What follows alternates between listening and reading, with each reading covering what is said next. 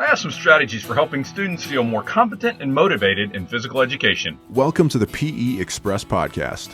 2 to 3 times a week, a PE expert will share a tip, activity idea, or teaching strategy to help you become a better PE professional. Today's host is Dr. Aaron Beagley. He is a co-author of Dynamic Physical Education for Elementary School Children and a contributor to dynamicpeasap.com. He also publishes extensively and presents for physical education professionals. Motivation is a topic that we often neglect in physical education, but I think it's important.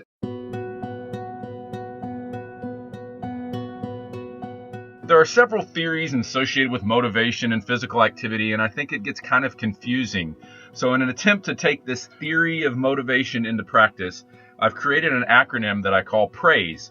And PRAISE stands for perceived competence, relatedness, autonomy, individuality, social support, and enjoyment. In this podcast, I'm going to focus on the P, which is perceived competence. As the term suggests, our goal in physical education is to foster perceived competence. That means the students believe they are competent. They don't have to be good at the skill, but they have to believe they are good.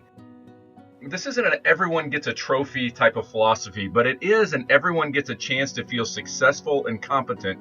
And here's how we can do that. If you take the idea of perceived competence, an underlying theme or necessary component is that the students feel successful. So in physical education, I think we have to focus on success. And one way to focus on success is the process and the process of the skill. The best example of this is really emphasizing the cues that we use in physical education. And that's what we focus our student success on.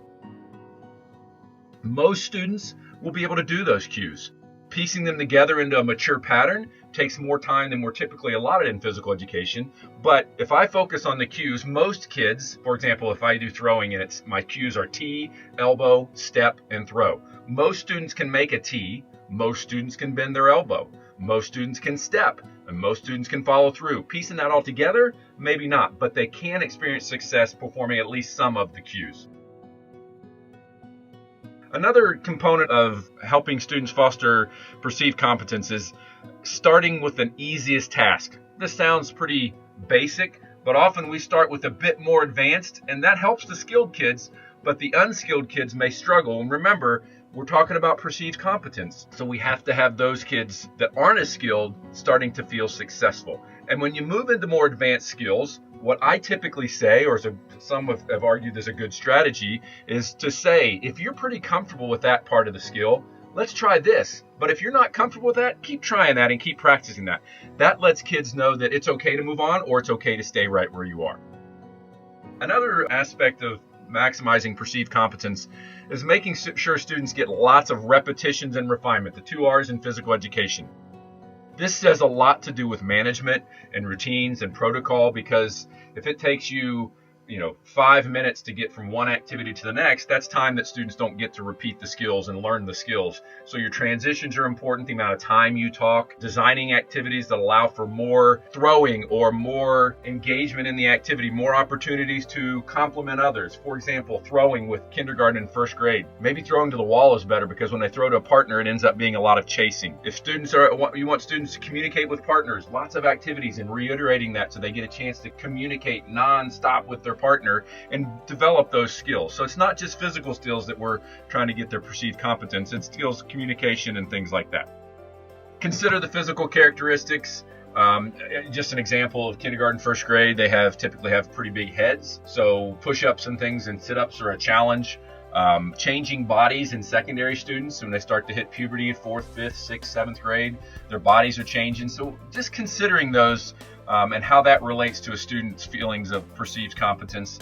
Another strategy is modifying activities and games. We do this all the time and we're really good at it, but I think we need to keep watching and keep seeing, are they experiencing success? And if not, what is challenging? And maybe it's the idea of them experiencing a challenge and overcoming that challenge. So success is an important part of this, but the success is overcoming a challenge, not necessarily performing a skill. So how we define success is also important. incorporating appropriate activities. Obviously, this probably goes not needed to be said, but developing developmentally appropriate activities, equipment. Always watch and see, is it working? And the last thing I want to talk about is providing meaningful feedback. We say good job a lot in physical education, and I think we need to be more specific. Good job. I like the way you really planted that foot. Or, wow, your group started 1, 2, ready, go during a long rope lesson. That's a great strategy for students to develop, and it's important that they see us giving specific feedback, and hopefully they'll eventually start giving specific feedback to peers when we start peer assessment and things of that nature. These are just a few strategies for helping motivate your students by fostering perceived competence. Give them a shot and see what you think. Thrive. If you enjoyed the podcast, be sure to connect with Dr. Beagley on Twitter @AaronBeagley. Don't forget to subscribe to the PE Express podcast for more tips, activity ideas, and strategies to help you become a better PE professional. And check out more free resources from Dr. Aaron Beagley at gophersport.com/blog. We'll see you soon, right here on the PE Express podcast, powered by Gopher.